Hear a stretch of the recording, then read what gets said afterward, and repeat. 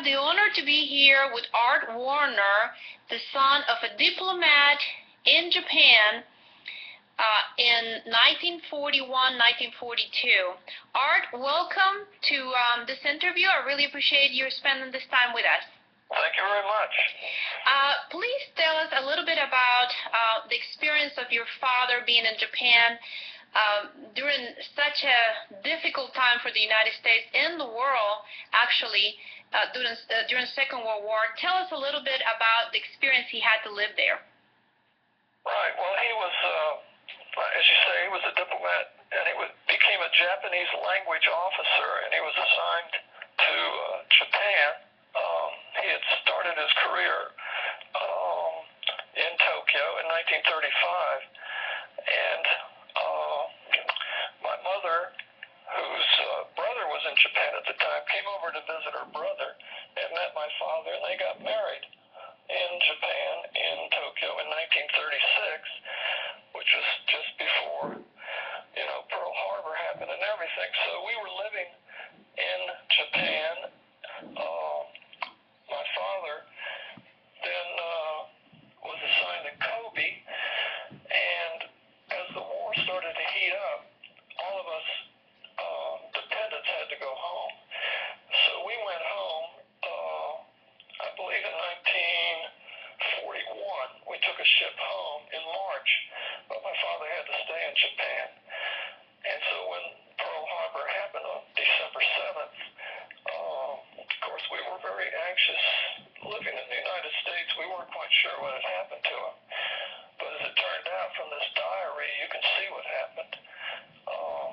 He was interred, they call it interred in his house, and so he and a lot of the other diplomats were made prisoners in their home in Japan, and we of course were living in California waiting for word to come back as to what had happened. So he kept this diary for about 6 months, and after 6 months he was exchanged for the Japanese diplomats who were in the United States. And that's a very exciting part of this diary about how the ships picked him up, and the ships picked up the Japanese, and the two ships met in Africa, and the prisoners walked off one, and the Japanese walked off the other, and the ships went back to Japan, and the ship went back to New York. So my father ended up back in the United States about 6 months after the war had started, so we were able to reunite with him at that time. Well, that must have been a really traumatic experience for you as his son, but I think it will be very interesting to hear from your point of view his stories when December 7 came and he was in Japan. What was the danger that, he was a prisoner basically of the Japanese, right? Was he ever well, I was mistreated? I was only 4 years old. I don't think I really appreciated what was going on. But I keep thinking about what my mother was going through, and I'm sure she was very upset and concerned, as was my father's mother, as to what had happened to him. But as a child, I wasn't really that much aware of what was happening. Right. And then do you remember him telling what was his experience when he was in Kobe on December 7th? I start reading in this diary here that he discussed that he was not able to leave, that they will bring him dinner on December 8th, but he was not able to leave his home. Do you remember him telling you how dangerous it was for him to be there at that time? No, I don't really remember that. I remember reading his diary much later and marveling at the whole story, but he did not talk about it a lot himself. He was kind of a private person, so he did not discuss this. And of course, the only thing I can remember him talking about was when the planes from Doolittle's raid came over Japan and dropped some bombs, which was a great sort of moral victory for the United States. They actually took off from an aircraft carrier and flew over Japan as the war after Pearl Harbor had happened. And I remember him talking about that because Doolittle became the president of Eastern Airlines, and every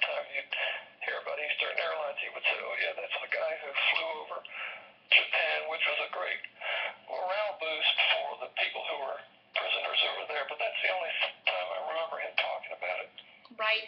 And then, like, reading his diary, what was the most striking aspect of it when he was there?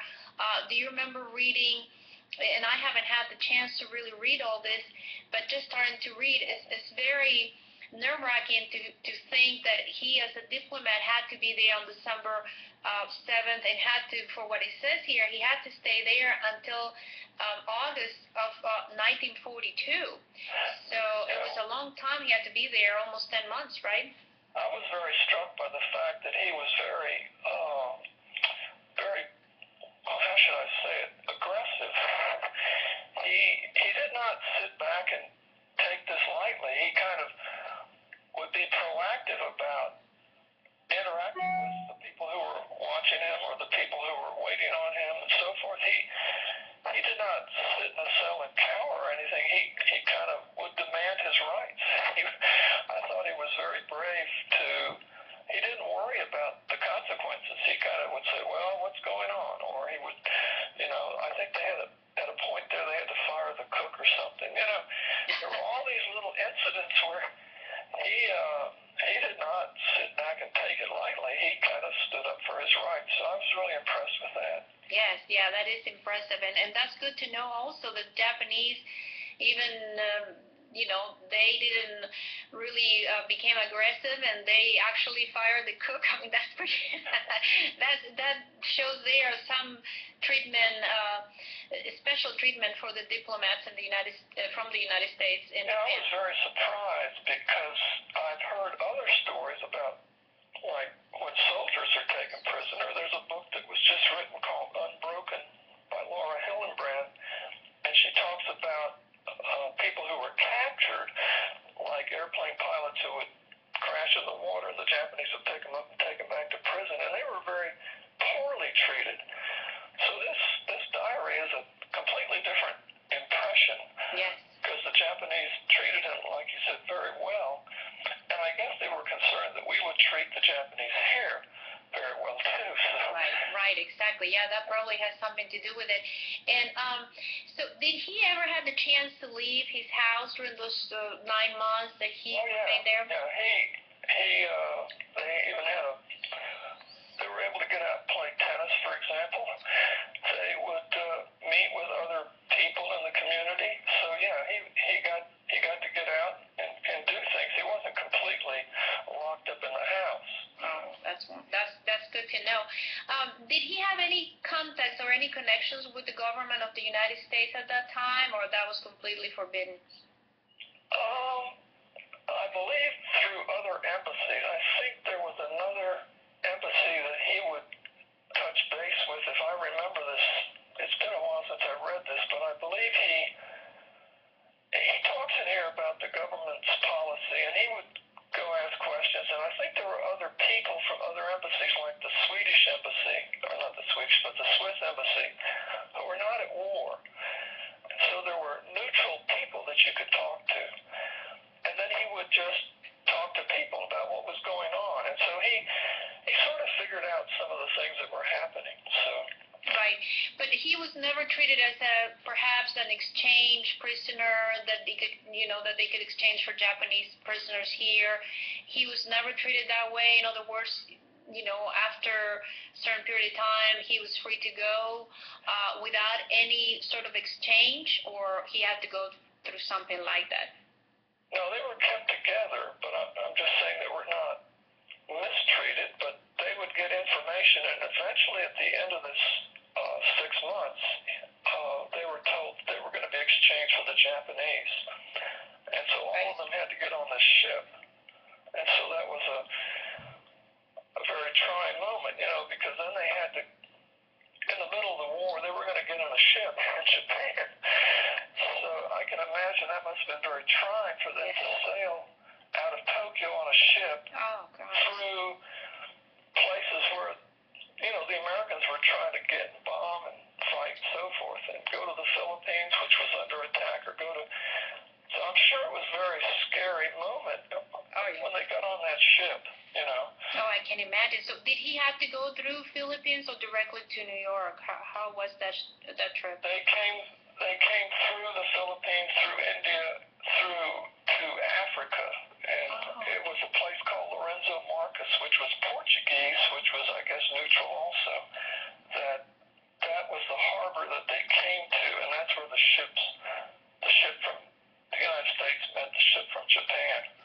right. What an amazing experience it must have been for him, traumatizing, but also such a unique story. I mean, you see movies, based on Pearl Harbor and that times, and this could be really very well a plot for a movie. I mean, it seems fascinating to me, and I understand that that wasn't the only extreme experience that he had. I understand that you also had to flee China in a very similar way. How was that? Well, yeah, that was very interesting because I actually began to understand in 1948 when we were in China. We went to China in 1947, right after the war, and there were the Marines, the United States Marines, who took us into the city in China where we were stationed. It was called Tianjin, and we stayed there from 1947 through 1948, and at that time, the Chinese government sort of collapsed. The person in charge, Chiang Kai-shek, left China and went to Formosa, where, in fact, Taiwan is still part of that part of China. But anyway, Mao Zedong and the revolution came down in 1948, and we had to escape. And so I remember getting on a little sampan in a river and hiding with my family, and this guy rowed us down the river, and at the end of the river was the ocean where there was a Norwegian ship called I forget it was called the Vignes or something, that picked us up and took us to Japan. So yeah, there was well, for me it was exciting. I'm sure for my parents they were scared to death. Oh yes. How old were you then? In 1948, I was 11 years old. Oh my goodness, yeah, that is a very impressionable time in somebody's life, and having to have escaped like that. So when you had to leave China, walk me through that a little bit. Did you have to escape? Like, I mean, were you your life was in danger at that moment? Was somebody following you? Yeah, the embassy had been told that we should all get out because the Chinese government could not stop the revolution that was coming from Mao Zedong, and he essentially, the army essentially left. And so I can remember when I was living there, first thing that happened was that inflation. Everything became extremely expensive, and so $1 was 15 million Chinese dollars, or the next day it would be 20 million Chinese dollars. So inflation was horrible, and it was very hard to buy food or anything, and so it became obvious that the government had lost control. And one day the government, actually the Chiang Kai-shek and his soldiers all left. And we were sitting there without any protection. The revolution hadn't yet reached our city, but they were coming, and so my father and mother, I wish I'd asked them more about that story. How did they know, and where did they know where to go, and so forth and so on. So I imagine the embassy people had gotten that information and had figured out a way to escape, and had gotten in touch with a ship in the harbor so that we could go over to Japan. And that's where we ended up for the next 2 years, living in Japan. So your father had to go back to Japan after his experience in 1941 there, huh? Yes. That's unbelievable. This is interesting how you were lucky enough that you were able to escape. I mean, there's so many other stories of people or diplomats that they were not able to escape on time when change of government came. I mean, I can tell you, as you know, I'm from Chile, and I know during our coup d'etat in Chile, we have some diplomats that they were not able to escape on time, and some of them were imprisoned by the government of Pinochet. So, well, the same thing happened in China. Some of the people decided to stay. For example, we had a friend who was selling American cars. He was selling Chryslers, and he had a Chrysler dealership in China, and he decided to stay and sell Chrysler cars to Mao Zedong. I understand it did not go so well for him. And there were other people like missionaries who decided they would stay and try to, work with with Mao Zedong and the communists, and it didn't go so well for them either. And in fact, years after we left China, my mother would communicate with people that she had befriended atrocities that occurred. People were put in prison, and different things happened that when the communists took over, they persecuted a lot of people. My mother would find out through these letters or through articles or through other means. She would say, oh, somebody's been put in jail, for example. So there were a lot of friends that did not leave, that stayed and had a lot of trouble. Right, right. What would be the most impactful experience that you think your parents had to live through? I know they travel a lot to Asia and then also to South America, but what would be the most impactful of all the experiences they have to live? Or would you be able to say that the whole Diplomat life experience is just a very unique and amazing life, but it also has a lot of adventure and a lot of learning, I imagine. I mean, how do you view it from a point of view of a son of a diplomat? Well, I think the thing that hurt them, the one that they worried about or were impacted the most was that when they had to leave Japan in 1941, they had a lot of things they had accumulated and bought, and artwork and furniture, and all of that was lost. And so for years after the war, they kept trying to get repayment or things about all that artwork. In fact, what happened is the boat left Japan with their stuff and got sunk in the Philippines. So I know from a certain standpoint, they were impacted by World War II the most, and the fact that my father was prisoner for 6 months and my mother didn't know what was going to happen, I'm sure was tremendously impactful to her. So that probably was the biggest thing, was World War II. After that, there were other things that happened, like China, and they ended up in Thailand. Let's see, when were they in Thailand? 1952. And there were things occurring in Thailand at that time that impacted them also. So, and then they went to Australia after that. That was probably the best period because that was during the Olympic Games in Australia in 1956. So they enjoyed some of their experiences very much. But I think World War II was the biggest impact. Right. Would you say for somebody like your children or grandchildren, would you say that this was an experience based on what you witnessed, that it was worthwhile being a diplomat and traveling overseas? I know that you have people in your family that they love traveling and they love seeing other cultures. Would you say that this was something that it was definitely worth living for your family as a diplomat family? Well, yeah, I'm really glad I went through this experience.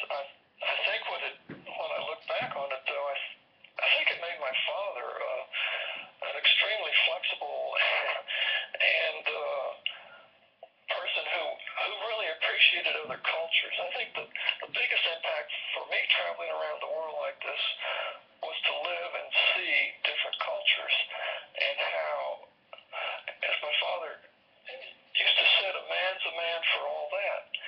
I mean, he became very liberal in that sense because he could see that all people essentially all have the same hopes and dreams, and so there was no such thing as racism on his part or anything. He just accepted everybody and tried to learn from the culture that he was with. So he had some incredible adventures, but he was so flexible that he could exist or do things or work in any one of those environments. So to me, that was very impressive. Yes, that is amazing, and that is such a wonderful message that you leave us with, is that we all essentially the same. We all have hopes and dreams, and that is so meaningful. And I thank you so much for this time today. I know that your family, your grandchildren especially, will hear to this in the future, and they'll realize that there's so much out there in the world to be seen and learn from. So thank you so much, Art. I look forward to maybe a second interview where I can ask you more about your experiences in Argentina, traveling with them and so on. And I thank you so much for today, okay? Well, thank you very much, Solange. I really appreciate this. Oh, me too. Thank you.